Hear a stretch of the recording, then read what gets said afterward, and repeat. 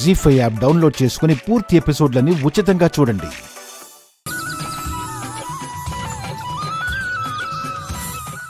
Doctor గారు, సాధారణంగా ధ్యానం గురించి మాట్లాడినప్పుడు యోగ నిద్ర గురించి కూడా మాట్లాడుతూ ఉంటారు కదా. అవునమ్మా. అసలు యోగ నిద్ర అంటే ఏంటి, దీన్ని ఎలా చేయాలి, దీని వల్ల ఉపయోగాలు ఏంటో ఒకసారి ప్రేక్షకులకు చెప్తారా? శరీర అవయవాలన్నిటినీ చక్కగా పాదం దగ్గర నుంచి తల వరకు అన్ని భాగాలను మనకి మనమే కామెంటరీ ఇచ్చుకుంటూ చక్కగా రిలాక్స్ చేస్తూ ఆ అవయవాల్ని శాంతింపజేసి చక్కగా అలా చేసుకుంటూ గాఢ నిద్రలోకి వెళ్ళే టెక్నిక్కే యోగ నిద్ర. ఈ యోగ నిద్ర చేయటం ద్వారా ఈ శరీర అవయవాల్లో ఒత్తిడి తగ్గుతుంది. ముఖ్యంగా మానసిక ఒత్తిడి కూడా చాలా బాగా తగ్గుతుంది. మజిల్స్ అన్ని రిలాక్స్ అవుతాయి, నర్వస్ సిస్టమ్ రిలాక్స్ అవుతుంది, బీపీ తగ్గిపోతుంది చక్కగా. ఓకే, ఎన్నో మార్పులు తీసుకొస్తుంది అనమాట. ఇన్ని చక్కటి లాభాలనిచ్చే యోగ నిద్రని ఎలా చేయాలో ఒక్కసారి ఇక్కడ చూడండి. ఈరోజు ప్రత్యేకంగా యోగ నిద్రని చేయబోతున్నాం. ఉదయం పూట యోగాసనాల కార్యక్రమం పూర్తయ్యాక చేయొచ్చు, లేదా ఎప్పుడన్నా రాత్రిపూట పడుకున్నప్పుడు మనసు అలజడిగా ఉన్నప్పుడు నిద్ర రానప్పుడు కూడా యోగ నిద్రని అభ్యాసం చేయొచ్చు.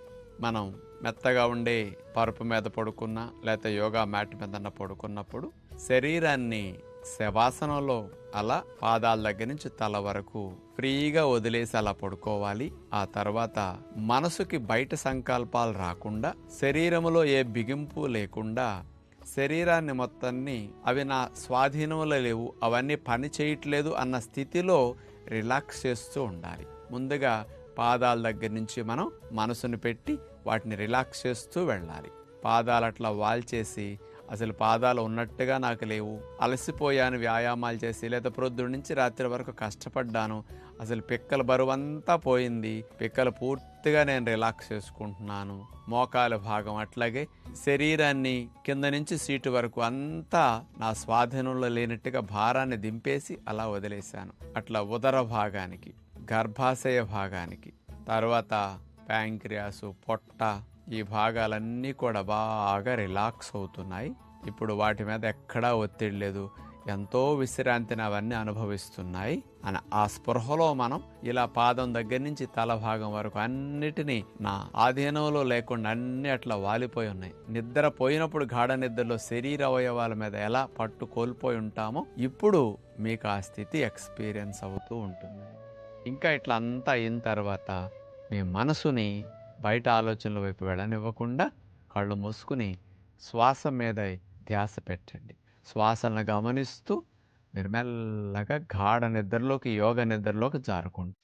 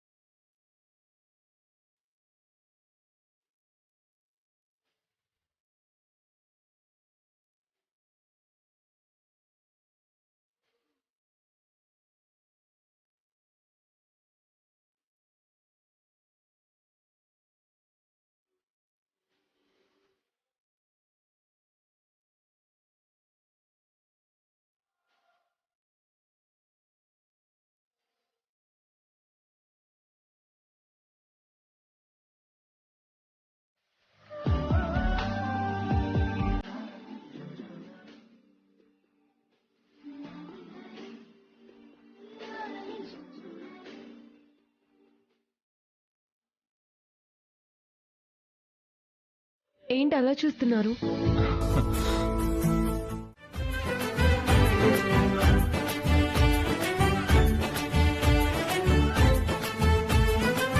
కమలా, వీటితో పాటు జర తొక్కు కూడా పెడదాం. దానికి మామిడికాయ తొక్కంటే మస్తు ఇష్టం. అలాగే అత్తయ్య.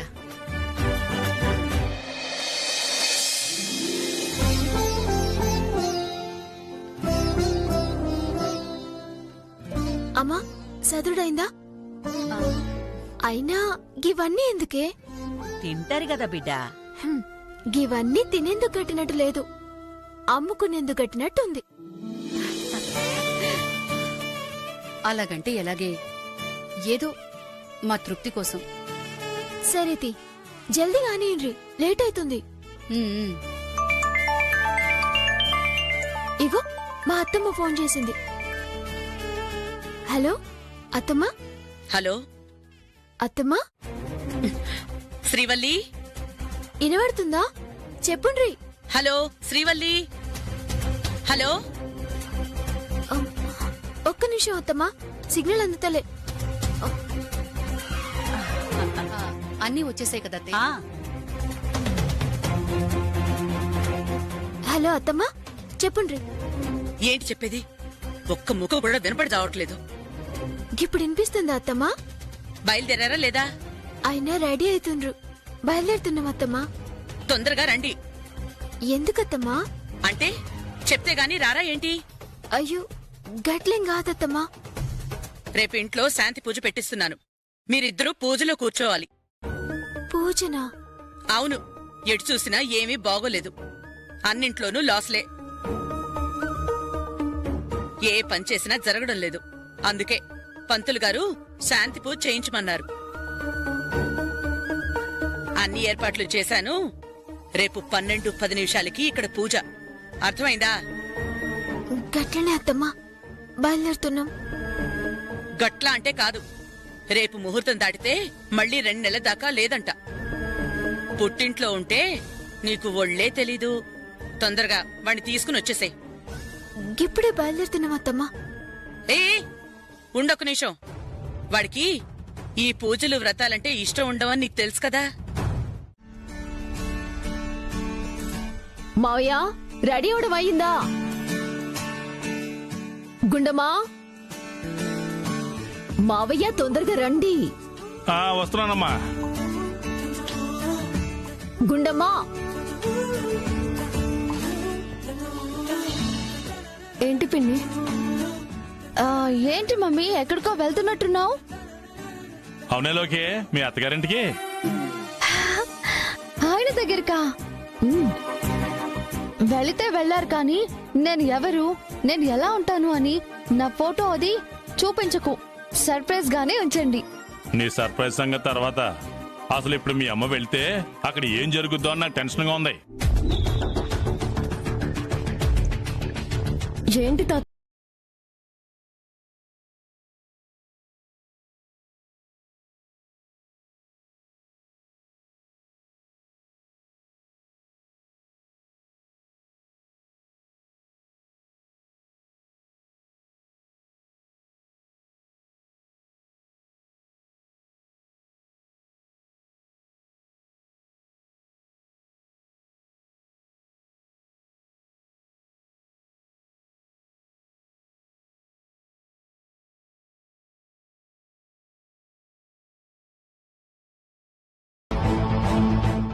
ఏంటి? ఎప్పుడు?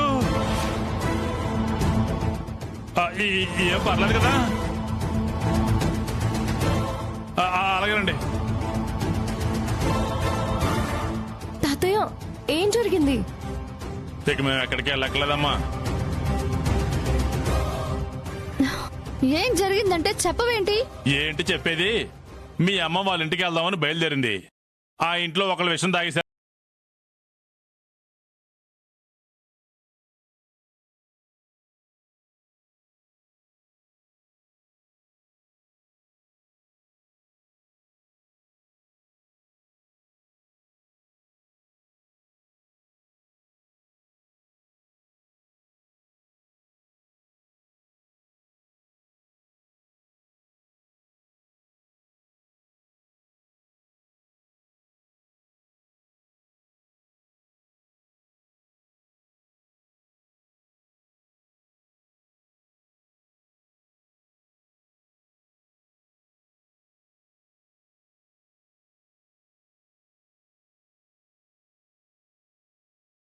తప్పదమ్మా. ఏంటి తన్నించుకోవడానికా? కాదమ్మా, హాస్పిటల్కి. మీరు వెళుతున్న దాన్ని బట్టి ఇప్పుడు పిన్ని అక్కడికి వెళ్ళడం కూడా మంచిది కాదేమో. నీకేం తెలుసని మాట్లాడుతున్నావు?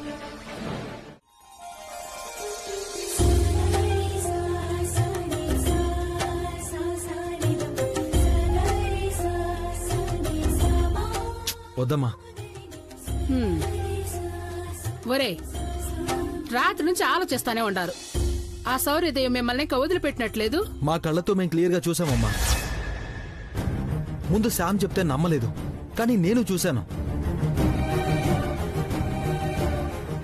అసలు ఈ రోజుల్లో కూడా చచ్చిపోయిన వాడు దెయ్యమై ఎలా వస్తాడు? ఎవరు చెప్పారా దెయ్యాలు లేవని? కాకపోతే అందరికీ కనిపించవు. ఇదిగో నీలాగా నాలాగా పాపాలు చేసుంటారే, మాలాంటి వాళ్ళకి కనిపిస్తాయి.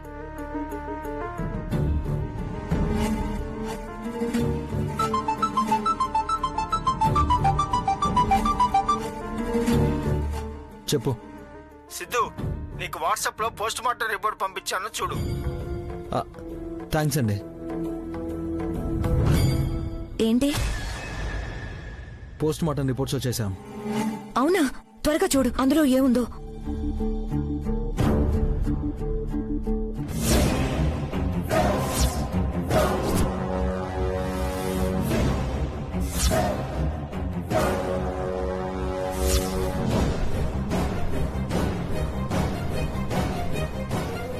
ఈ రిపోర్ట్స్ ని బట్టి 100% శౌర్య చనిపోయాడు శామ్.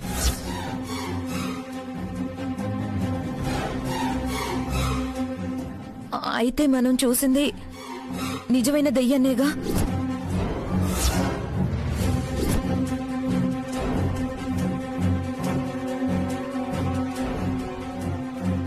శౌర్య,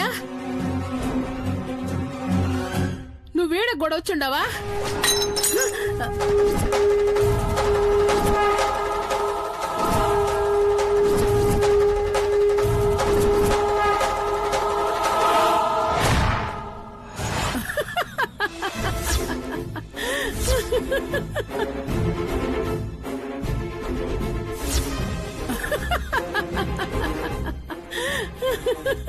అమ్మా, ఏంటి నీకు ఆటలుగా ఉందా?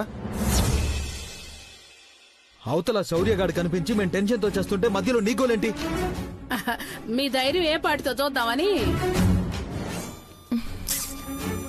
మనుషులతో గొడవ పడాలంటే ధైర్యం ఉంటుంది, దయ్యాలతో గొడవ పడాలంటే ఎలా ధైర్యం ఉంటుంది? ఆ భయం పోగొట్టడానికే శామ్ నేను మా అక్కకి కళ్యాణిని ఎలాగైనా ఈరోజు డ్యూటీకి వచ్చేలా చేయమని చెప్పాను. మనం ఒక పని చేద్దాం. వెంటనే ఒక మంచి సంబంధం చూసి దీపుకి పెళ్లి చేద్దాం.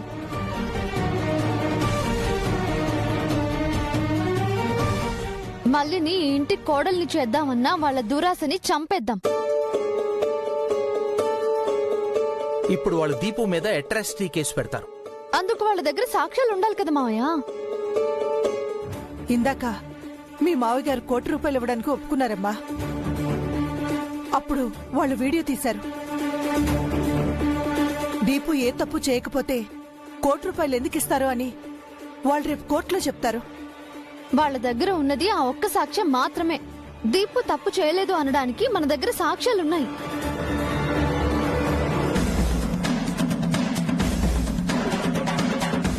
మన దగ్గర ఏ సాక్ష్యాలు ఉన్నాయి?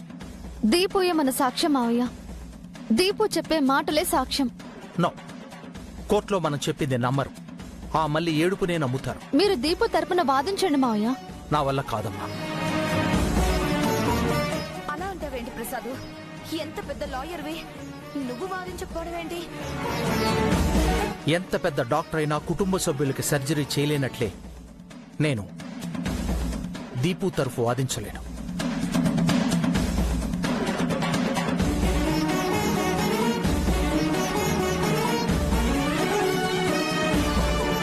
అయితే ఇంకెవరైనా మంచి లాయర్ని పెట్టుకుందాం. వేరే ఎవరు ఎందుకమ్మా? నువ్వే నా లాయర్, నువ్వే వాదించు.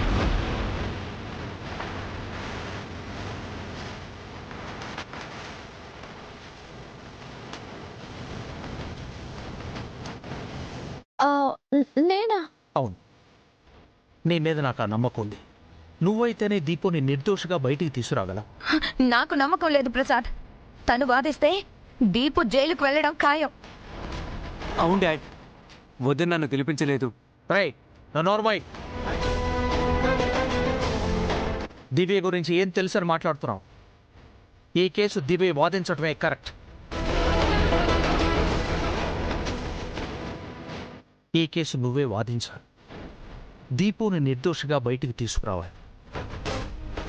కాదనుకో, ఇవి చేతు. మావయ్య,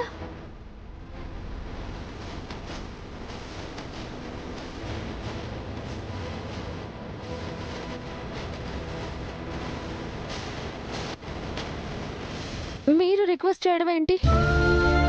నేను మీ జూనియర్ అనుకుని ఆర్డర్ చేయండి. ఈ కేసు నువ్వే వాదిస్తావు కదమ్మా? తప్పకుండా వాదిస్తాను మావయ్య. మీ ఆశీస్సులతో గెలుస్తాను కూడా.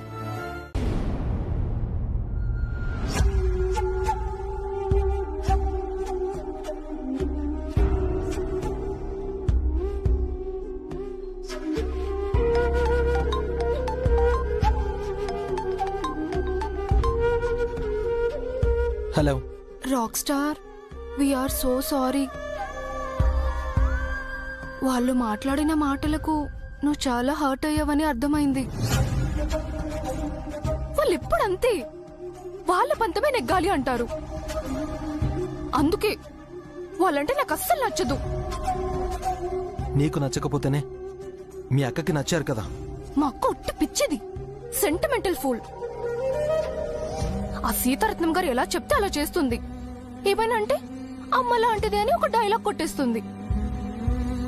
అందుకే ఇవాళ పెళ్లికి కూడా ఒప్పేసుకుంది.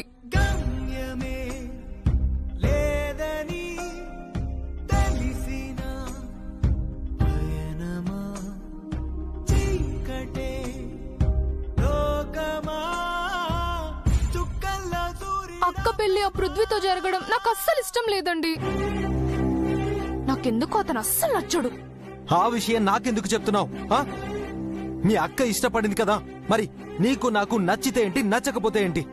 పెళ్లి చేసుకుని తగలాడేది మీ అక్కే కదా. అది కాదు రాక్ స్టార్. చూడు మహి, మీ అక్కకు అన్నీ తెలుసు. తన లైఫ్ గురించి తనే డెసిషన్ తీసుకోగలదు. ఎవరు ఎన్ని చెప్పినా వినదు. తన మనసులో ఒకటి ఉంటుంది, మైండ్లో ఇంకొకటి ఉంటుంది. బట్ ఆ రెండింటికి సంబంధం లేని పనే చేస్తుంది. అయినా ఇదంతా ఇప్పుడు నేనెందుకు డిస్కస్ చేస్తున్నాను? Just an outsider, third person కదా.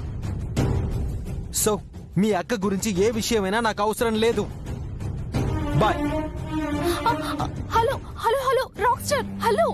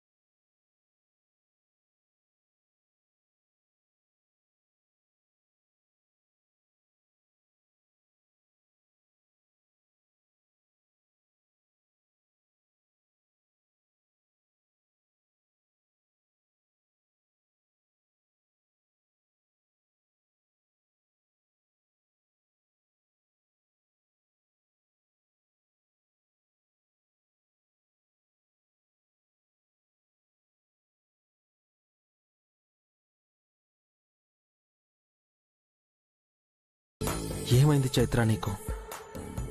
నీతో నేనున్న ఎవ్రీ మూమెంట్ ఎంత ప్రీషియసో తెలుసా?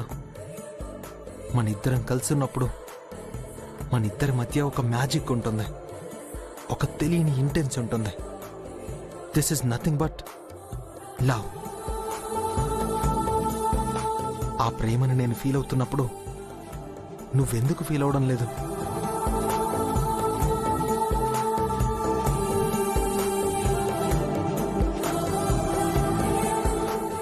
నాతోనే ఉంటావు, నా పక్కనే ఉంటావు, అన్నిట్లో హెల్ప్ చేస్తావు, నా కోసం ఏదైనా చేయడానికి రెడీగా ఉంటావు.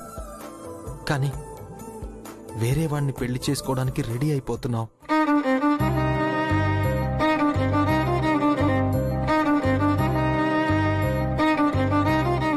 అసలు నువ్వు ఆలోచించే డెసిషన్ తీసుకున్నావా? నీ డెసిషన్ ఏదైనా కావచ్చు, కానీ నువ్వు ఎవరినో పెళ్లి చేసుకుని నాకు దూరం అయిపోతుంటే మాత్రం నేను ఒప్పుకోను. ఎందుకంటే అది నువ్వు ఇష్టంగా కోరుకుని చేసుకుంటున్న పెళ్లి కాదు.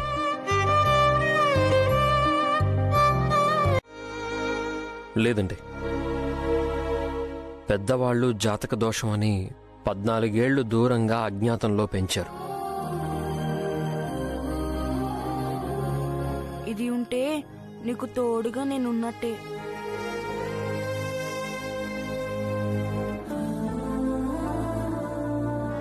పెరిగింది పల్లె అవడం వల్ల సిటీ కల్చర్ తెలియకుండా పెరిగాడు. చదువు అంటే భయపడి స్కూల్కి కూడా సరిగ్గా వెళ్ళలేదు.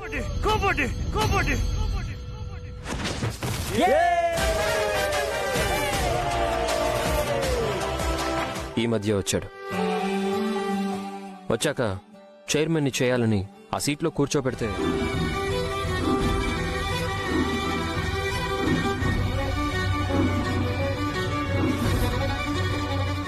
ఇంకింట్లో వాడి అలవాట్ల గురించి అయితే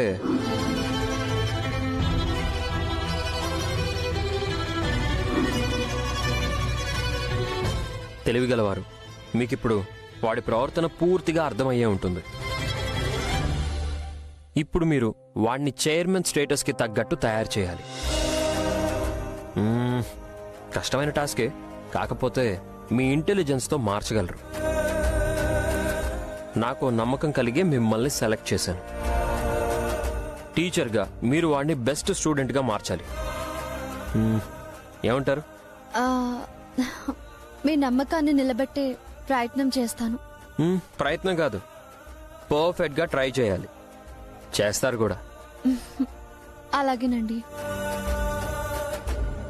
తమ్ముడి గురించి ఇంతలా ఆలోచిస్తున్నారంటే 100% మంచి మనిషి. ప్రేమించిన మనిషిని తప్పకుండా ఆదరిస్తారు. తాళి కట్టిన భార్యని గొప్పగా ప్రేమించి తీరుతాడు. ఏంటండి ఆలోచిస్తున్నారు? శాలరీ గురించా? అదేం లేదండి. మీ ఎక్స్పెక్టేషన్కి మించి అరేంజ్ చేస్తాను. Okay.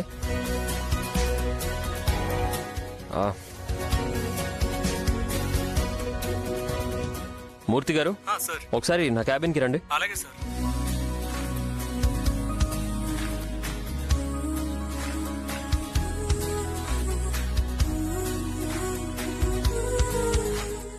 Sir.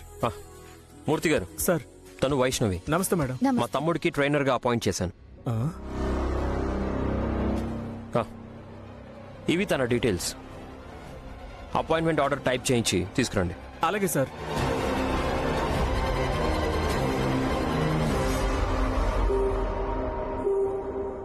Sir, appointment letter. Sir, బయట వెయిట్ చేస్తాను. Thank you. Okay sir. Vaishnavi గారు, కంగ్రాచులేషన్స్. నేను నీకు విషయం చెప్పాలి. ఏంటి అఖిల్ బాబు? Thank you very much. మీరు నాకు థ్యాంక్స్ చెప్పడం ఏంటి అఖిల్ బాబు? మమ్మీని నిర్దోషి అని నిరూపించగలిగామంటే దానికి కారణం నువ్వే శ్యామా. నువ్విచ్చిన సలహా వల్లే కల్తీ చేసిన వాణ్ణి కనుక్కోగలిగాం. మమ్మీ నిర్దోషి అని నిరూపించగలిగాం. అందుకే థ్యాంక్స్ చెప్తున్నాను. నేనే కాదు శ్యామా, ఇంట్లో ఉన్న అందరూ నీకు థ్యాంక్స్ చెప్పాలి, తెలుసా? శ్యామా, నేను నీకు ఇంకొక విషయం కూడా చెప్పాలి. ఏంటి అఖిల్ బాబు అది? రేపు మమ్మీ డాడీల మ్యారేజ్ డే. ఓ అవును కదా, నేను మర్చిపోయాను. ఈ అరెస్ట్ గొడవలో పడి అందరూ దాని గురించి మర్చిపోయారు. మమ్మీ డాడీ కూడా మర్చిపోయారు. మ్యారేజ్ డే సందర్భంగా వాళ్ళకి మంచి సర్ప్రైజ్ ఇస్తే బాగుంటుంది కదా? అవును అఖిల్ బాబు, చాలా బాగుంటుంది. ఏం చేస్తే వాళ్ళు సర్ప్రైజ్ ఫీల్ అవుతారు? అవును, ఎంత సర్ప్రైజ్ గా ఫీల్ అవుతారు?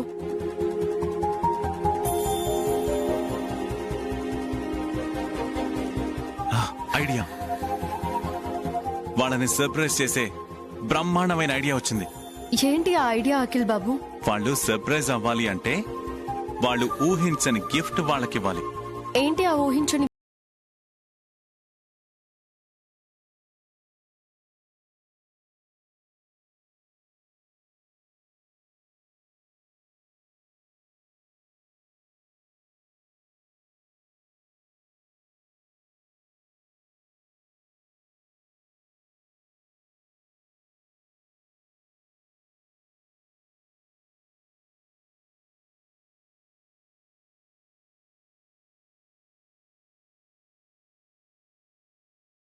ఎవరు ఇవ్వలేరా? ఏంటది? ఎంత ఆలోచించినా నాకు అర్థం కావడం లేదు. మీరే చెప్పండి అఖిల్ బాబు, ఆ గిఫ్ట్ ఏంటి? మనిద్దరం మాత్రమే ఇవ్వగలిగే ఆ గిఫ్ట్ మనవడు ఆర్ మనవరాలు. తెల్లారేసరికల్లా వాళ్ళ చేతుల్లో మనవణ్ణో మనవరాలనో పెట్టి మ్యారేజ్ డే గిఫ్ట్ అన్నామనుకో, చాలా సర్ప్రైజ్ ఫీల్ అవుతారు కదా. అది తెల్లారే సరికల్లా చేతిలో పెట్టే రెడీమేడ్ గిఫ్ట్ కాదు అఖిల్ బాబు. ఆ గిఫ్ట్ రెడీ అవ్వాలంటే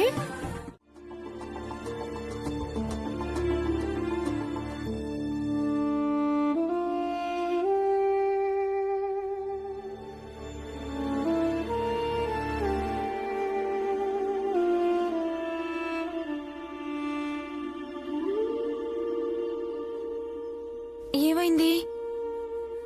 ఎందుకలా చూస్తున్నారు? వెళ్ళలేదే? ఏం ఆలోచిస్తున్నానంటే రమా, నేనెంత దురదృష్టవంతున్నో కదా. ఈ సమయంలో నేను పని చేస్తూ ఉండాల్సింది, అలాగే నీకు తిండి పెట్టాల్సింది. ఇక్కడ తలకిందులుగా జరుగుతోంది. నా కారణంగా నువ్వు పని వెతుక్కోవడానికి వెళ్లాల్సి వస్తోంది. మీరెందుకు ఇలా అంటున్నారు? మీరే అంటారు కదా స్త్రీ పురుషులు సమానమని. అయినా నాకంటే ఎన్నో రెట్లు ఎక్కువగా మీరే పనిచేస్తున్నారు. నేను కేవలం మీకోసమే సంపాదిస్తున్నా, కానీ మీరు మొత్తం మానవ జాతి కోసమే చదువుతున్నారు. మన సంఘానికి గౌరవం కల్పించడం కోసం చదువుతున్నారు. ఇంకేం ఆలోచించకండి. ఇక కాలేజీకి వెళ్ళండి, నేను పనికెళ్తాను. అన్నట్టు ఎంతగా కలిసి ఉండగలమో ఉందాం.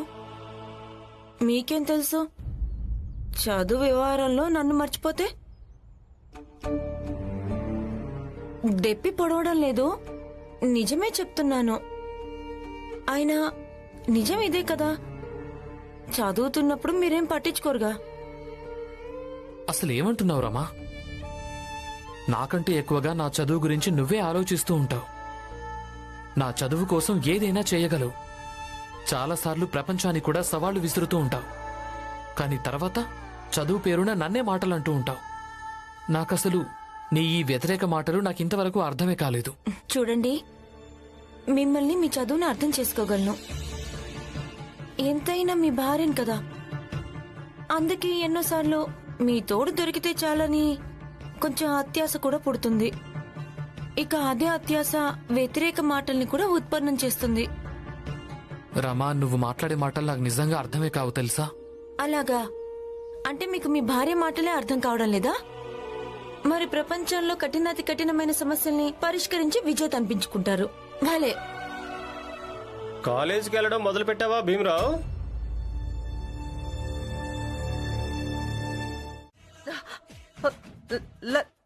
లక్ష్మీదేవా? అవును, వైకుంఠంలో ఉండే సాక్షాత్తు శ్రీ మహాలక్ష్మీదేవిని. నీ పాపాలకి మెచ్చి, నీ ఘోరాలు నచ్చి ఇలా నీకు దర్శనమిద్దామని వచ్చాను.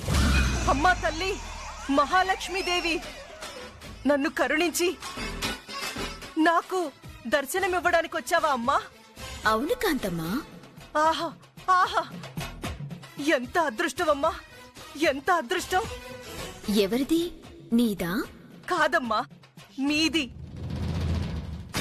నన్ను దర్శించుకోవడం నిజంగా మీ అదృష్టమే కదా.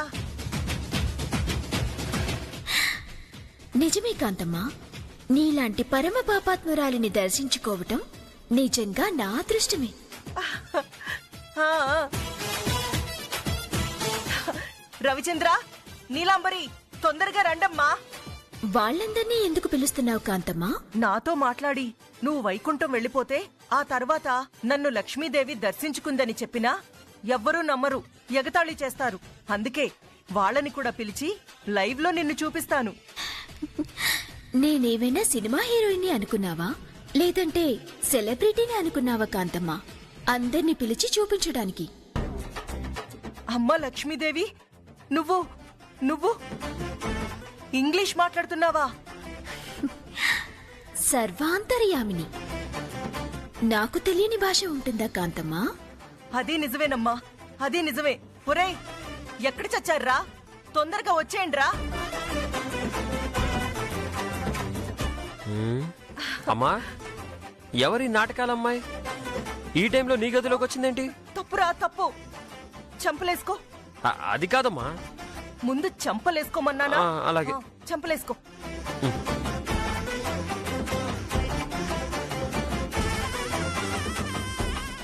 ఆవిడ నాటకాలేసే అమ్మాయి కాదురా, సాక్షాత్తు మహాలక్ష్మీదేవి.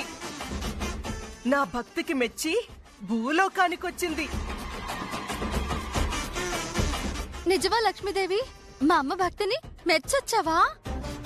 మరేటి చేద్దాం? రోజు నా ఫోటో ముందుకొచ్చి నాకు డబ్బులు కావాలి అని గోలెట్టేస్తోంది.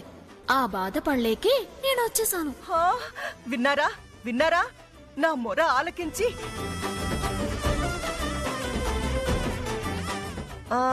అమ్మ లక్ష్మీదేవి, మీరేంటమ్మా తూర్పు గోదావరి యాసలో మాట్లాడుతున్నారు?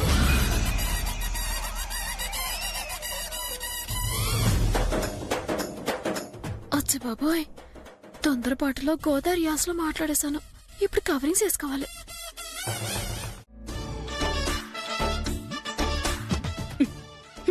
విన్నావా? ఆ ముసల్ సాంబార్ ఏమేం వాగిందో విన్నావా నువ్వు? ఇన్నా కదా. నాకేమైనా శివుడా? నీకైనా ఒక చెవి వినపడుద్ది, నాకు రెండు చెవులు బాగా వినపడతాయి. అసలు ఎంత పొగరుంటే ఆ ముసల్లట్ట మాట్లాడిద్ది. పార్టీ ఏం మాట్లాడింది? ఇద్దరు బుసలు కొడుతున్నారు జంట పాముల్లాగా. నాకు మనవాళ్ళు పుట్రా, పుట్టేవాళ్ళందరూ మనవరాళ్లే పుడతారా? నేను నా ముగ్గురు కొడుకుల్ని చూసుకుని పొగరుగా ఉంటాను. నాకు మనవరాలు పుట్టి నా పొగరు అణుచుద్ది అని చెప్తదా? అదన్న సంగతి పక్కన పెట్టేస్తే దాంట్లో ఎంతో కొంత నిజం లేకపోలేదే. కొంచెం కంగారుగా ఉండాది నాకు. ఏం నిజం అదన్న దాంట్లో?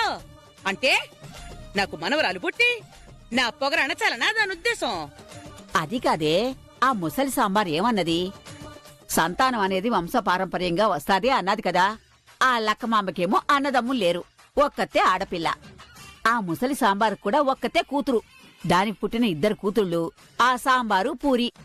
ఈ లెక్కన ఆ ఆడపిల్లలకు పుట్టే పిల్లలందరూ ఖచ్చితంగా ఆడపిల్లలే పుట్టేటట్టున్నారే. ఆ ముసలి సాంబార్ అన్నట్టు రేపు వీళ్ళిద్దరికీ ఆడపిల్లలు పుడితే నీ గతేం గాను? అది మాత్రం నేను భరించలేనమ్మో. రేపు ఆడపిల్ల పుట్టిన దగ్గర నుంచి చౌపోగులు కుట్టడం, బారసాల, నామకరణోత్సవం, ఓ 10-12 ఏళ్లు రాగానే వయసొచ్చి కూర్చుంటారు. ఆ తర్వాత వాళ్ళ సంబంధాలు, పెళ్లిళ్లు అన్ని చేసేటప్పటికే నేను మగబిడ్డల్ని గన తల్లిదండ్రులతో నా మనవరాలి పెళ్లి చేసేదానికోసం వంగి సలాములు పెడుతూ గులాము చేస్తూ ఉండలేను. అది నేను భరించలేను. నాకు మనవాళ్లే కావాలి. నేనెప్పుడు తల ఎత్తుకుని నిలబడాలా. ఎట్టి పరిస్థితుల్లో వాళ్ళకి ఆడపిల్లలు పుట్టేదానికే వీళ్ళే, అంతే. ఆ సాంబారు పూరి సంగతి పక్కన పెట్టు. వాళ్ళింకా కొంపలు ముంచే పనులేవీ చేయలేదు. ఈ లక్కమ్మ వాంతి చేసుకుంది. ఆ ముసలి సాంబార్ అన్నట్టు దీని కడుపున ఆడపిల్లే పుడతాదేమోనే. మా అదెట్టగైనా తెలుసుకోవాలా? ఆడపిల్లో మగపిల్లోడు తెలుసుకోవాలా? అదెట్టా తెలుసుకుంటామే? ఇప్పుడే కదా కడుపులో పిండం పడింది. ఎదిగి కంటే తప్ప తెలీదు. కడుపులో ఉండగానే స్కానింగ్ చేసి చూసి చెప్తారు కదా. ఆ కాలం ఎప్పుడో పోయింది. ఇప్పుడు గాని ఆడబిడ్డ మగబిడ్డ అని అడిగితే తీసుకెళ్లి జైల్లో పడేస్తారే. అమ్మో, అసలు దూరం వెళ్ళకూడదు. ఏదో ఒక రకంగా దాని కడుపులో పెరిగేది ఆడబిడ్డో మగబిడ్డో తెలుసుకోవాలా. ఆడబిడ్డ అయితే మాత్రం ఇప్పుడేం చేస్తామే? ఆడపిల్లయితే అబార్షన్ ఏం చేయను? అమ్మో, ఇంత దుర్మార్గురాలివా అత్తా నువ్వు? ఆడదాని వయ్యుండి ఆడపిల్లయితే అబార్షన్ చేయించాలనుకుంటావా? ఏంది నువ్వనేది? అవునమ్మా.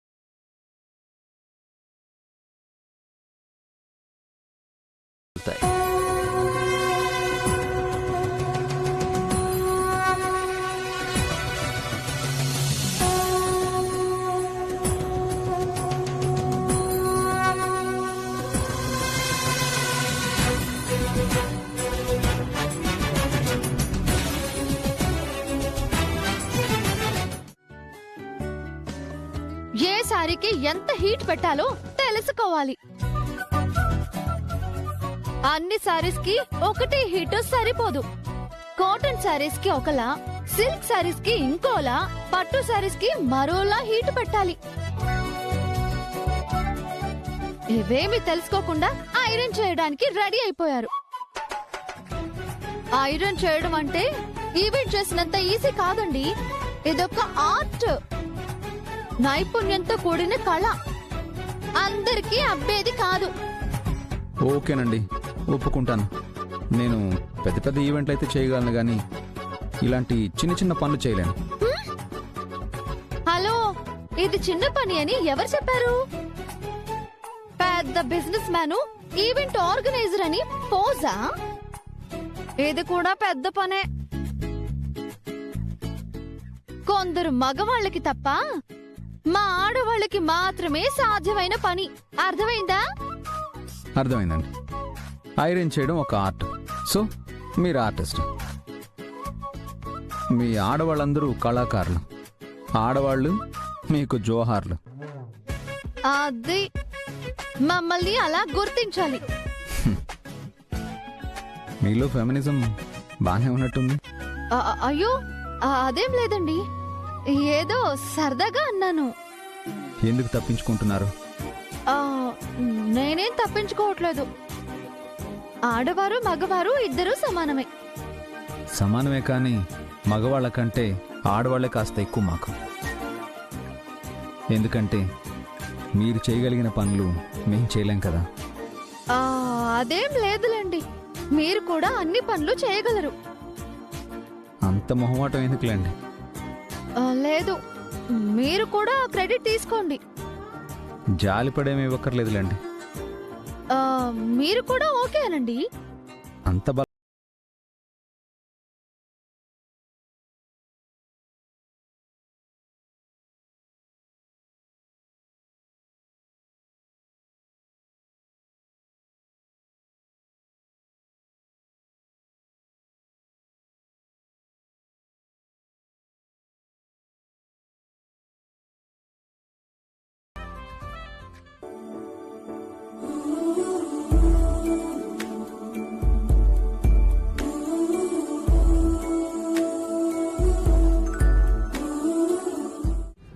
అవునా బుజ్జమ్మా, చాలా సంతోషకరమైన వార్త చెప్పావమ్మా. ఇంతకీ ఏర్పాట్లన్నీ చేసుకున్నారమ్మా? అన్నీ అయిపోయాయి నాన్న. ఏంది సుబ్బు, ఏదో సంతోషకరమైన వార్త అంటుండావు, ఏర్పాట్లు అంటుండావు, ఏంది విషయం? బుజ్జమ్మ సారు కలిసి సరదాగా ట్రిప్కు వెళ్తున్నారట పద్దు. ట్రిప్పా అంటే ఏంది? ఏదైనా హోటలా? ఆడికి ఈడికి పోవటం దేనికి చెప్పు? ఎంచక్క మన ఇంటికి రమ్మను, శుభ్రంగా వాళ్ళకేం కావాలో అవన్నీ వండి పెడతాను. నీ తెలివి తెల్లారినట్టే ఉంది. ట్రిప్పు అంటే విహారయాత్రకు వెళ్తున్నారటే. అట్నా? ఎక్కడికి పోతుండారు? షిరిడీకా, అన్నవరమా, విజయవాడకా, తిరుపతా? కాదే, కాశీకి వెళ్తున్నారట. నువ్వు కూడా వెళ్తావా? విహారయాత్రలకు వెళ్తున్నారంటే తీర్థయాత్రల పేర్లు చెప్తావేంటే? వాళ్ళు వెళ్లేది వేరే దేశమే, మలేషియా. చాలా బాగుంటుంది అక్కడ. వేరే దేశం పోతుండారా? ఏది ఇటువు ఇటువు ఇటువు? అమ్మి సారు, నువ్వు వేరే దేశానికి ఏదో విహారయాత్రకు పోతున్నారంట కదా? అవునమ్మా. ఇదిగో అమ్మి, రైలు ఎక్కేటప్పుడు దిగేటప్పుడు జాగ్రత్త. కిటికీ చివర కూర్చోబాకు. ఇదిగో దొంగలుంటారు, మెళ్ళ ఉన్న నగలు లాగేసుకుంటారు. అమ్మా, మేం వెళ్లేది విమానంలో అమ్మా. ఏంది విమానమా? అదే సుబ్బు, అమ్మి విమానంలో పోతున్నదంట. అమ్మి జాగ్రత్త. ఇదిగో అంత పైనుంచి ఎగురుతా ఉంటది, కిటికీలోంచి కిందకి చూస్తే కళ్ళు తిరుగుతాయి. ఇదిగో అట్నే చేతులు కూడా బయటకు పెట్టమాక. ఇదిగో రైల్లో అయితే ఆపినప్పుడు స్టేషన్ లో ఏవో చిరుదిళ్ళు అవి ఇవి కొనుక్కొని తినొచ్చు. విమానంలో అవన్నీ కుదరవు కదూ.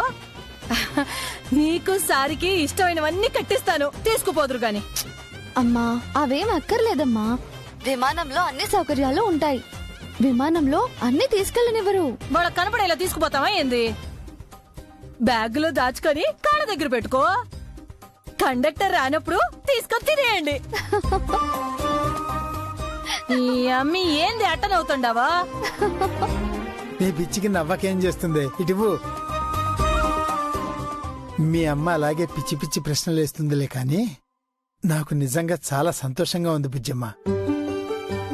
నీకు గుర్తుందా, నీ చిన్నప్పుడు మీ మావయ్య మలేషియా వెళ్ళొచ్చి నీకోసం అక్కడి నుంచి ఫోటోలు బొమ్మలు తీసుకొచ్చాడు. అప్పుడు నువ్వు ఆ ఫోటోలో సుబ్రహ్మణ్య స్వామి విగ్రహం చూసి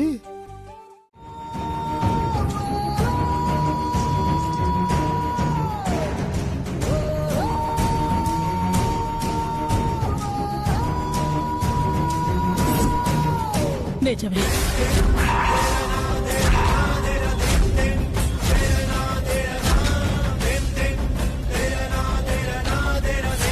నేనే డాక్టర్ గారి చావుకు కారణం.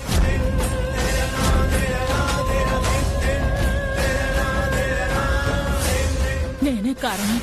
నేనే చంపాను.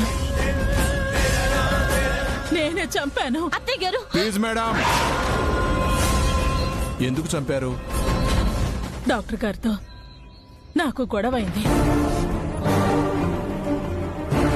దేని గురించి చెప్పండి.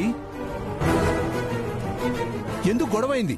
మా ఇంటి విషయాల్లో ఆవిడ జోక్యం చేసుకుంటున్నారు అన్న అనుమానం కలిగింది. అదే ఆవిడని నిలదీశాను. సమాధానం చెప్పడానికి నిరాకరించారు. మాట పెరిగింది. అందుకే సో కోపంతో యాక్సిడెంట్ చేయించారు. ఆయన బ్రతికేసరికి చంపేశారు. అవునా? అవును.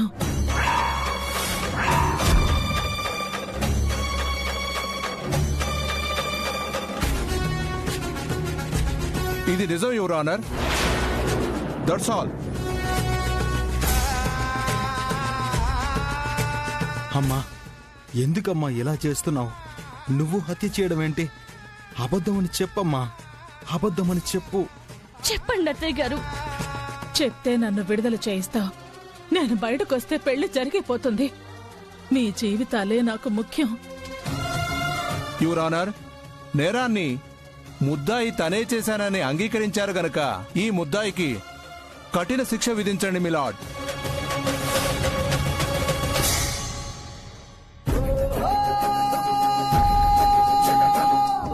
యువర్ ఆనర్,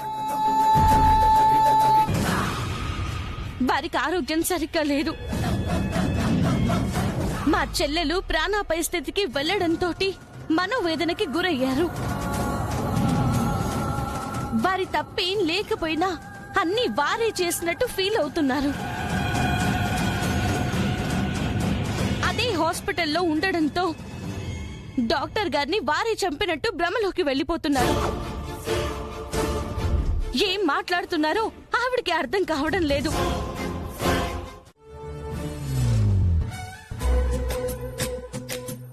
అరే సురేష్, నువ్వు జీప్ రెడీ చేసుకో, నువ్వు గన్ రెడీ చేసుకో. ఎస్ఐ గారు, మీరు మేడం తీసుకుని బయలుదేరండి. ఏంటి హడావిడి చేస్తున్నావు? హడావుడి కాదు మేడం, మీరు రావాలని ఎస్ఐ గారు వీళ్ళంతా వెయిటింగ్ లో ఉన్నారు. 2 కానిస్టేబుల్స్, ఎస్ఐ మీకు తోడుగా వస్తారు. వెళ్ళి ఆ మాఫియా గ్యాంగ్ మీద అటాక్ చేసి తొక్కి నార తీసేయండి. 2 కానిస్టేబుల్స్, 1 ఎస్ఐనా? అంతమంది ఎక్కువైపోతారేమో. చూసారా, నేను చెప్పలే? సూర్య మేడంతో పాటు పెద్ద స్టాఫ్ అవసరం లేదు. ఆవిడొక్కతే 100 మందితో సమానం. Shut up.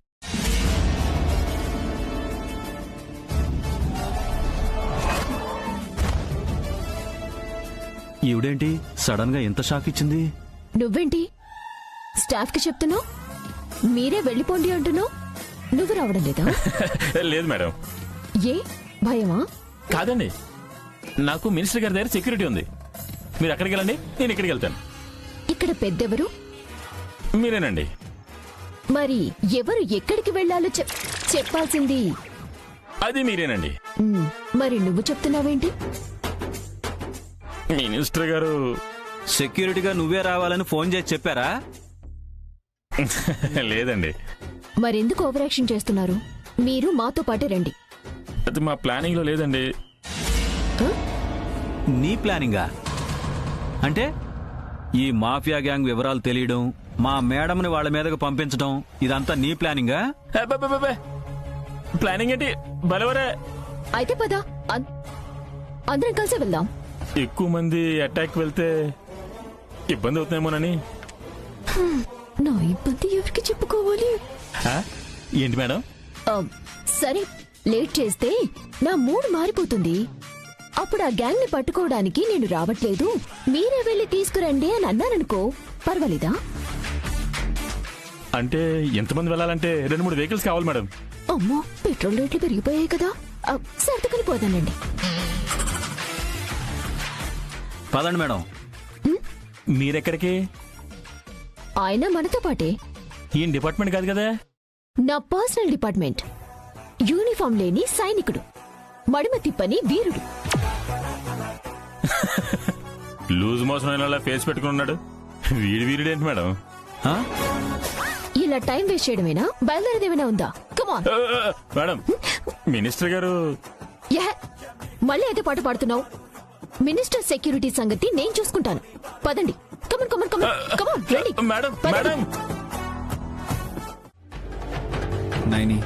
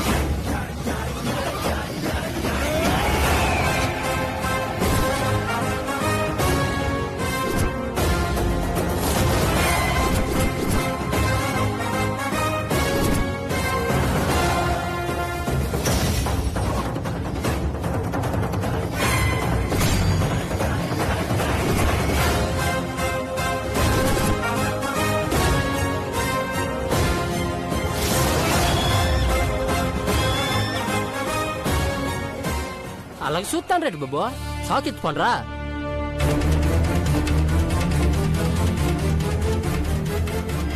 చెప్పినాను కదేంటి విశాల్ బాబు గారు బంగారం అని. ఇదే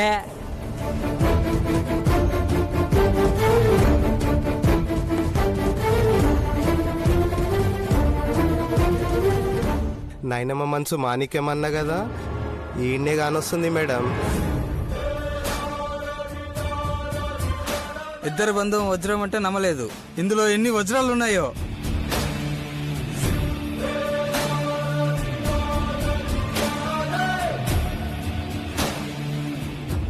మేనేజర్ గారు, మేడం, మా అత్తకి బావగారికి తోడొచ్చిన తోడేలికి కాసన్ని మంచినీళ్ళు ఇస్తారా? గొంతు ఎండుకుపోయింది. Sure madam.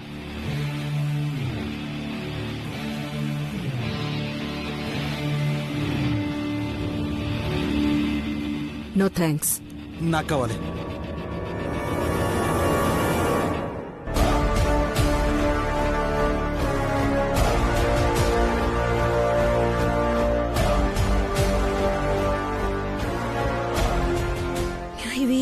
ఇవన్నీ వజ్రాలా?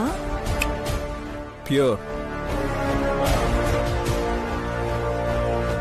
నైని మనసులా స్వచ్ఛమైనవి సితారా. అయితే అప్పట్లో హాల్ మార్క్ వేశారో లేదో తెలీదు కసమ్మా. పొండరీనాథం గారు చేయించిన ఆభరణాలు కదా.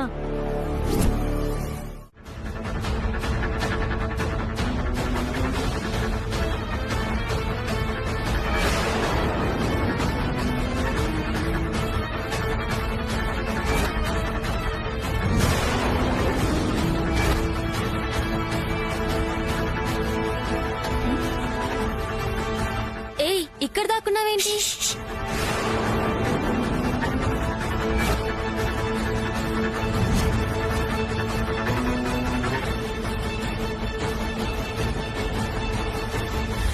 రామయ్య తండ్రి, ఇలా ఇరికించేవేంటయ్యా? అయ్యో, తొందరగా నా కొడుకుని ఇక్కడి నుంచి వెళ్ళిపోయేలా చెయ్యి. ఇంటికొచ్చి రామకోటి రాసుకుంటాను. రామయ్య తండ్రి.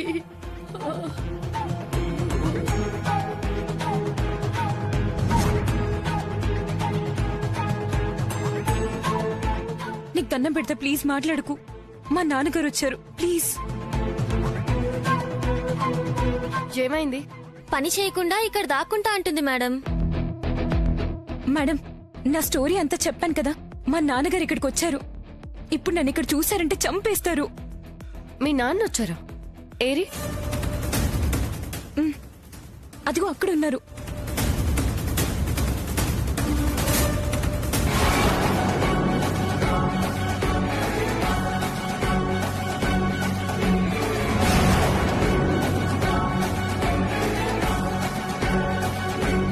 ఆయన మీ నాన్నగారా?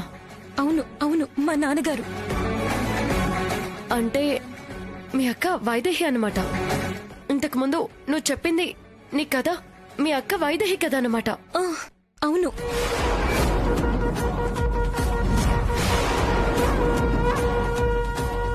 సియా చెప్పింది నిజమే. పాపం అమ్మ నాన్నలు ఎవరో తెలియక తనే వైదేహి అని చెప్పుకోలేక అందరికీ దూరంగా ఉంటుంది. మా అక్క వైదేహి మీకు తెలుసా? తెలుసా? మామూలుగా తెలీదు, ఒక రేంజ్ లో తెలుసు. వైదేహి గురించి ఎవరితోనూ చెప్పకూడదు కదా.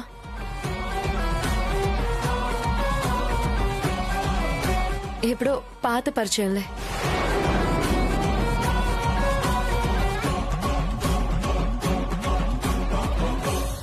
అది సరే గాని, మరి ఆవిడెవరు? ఆవిడ కూడా మీ నాన్నగారి నుంచి దాక్కుంటుంది. ఎవరు?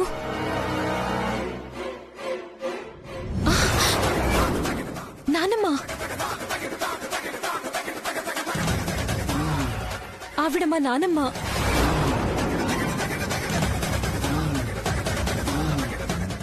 జీ5 యాప్ డౌన్లోడ్ చేసి అన్ని ఎపిసోడ్స్ పూర్తి ఉచితంగా చూడండి.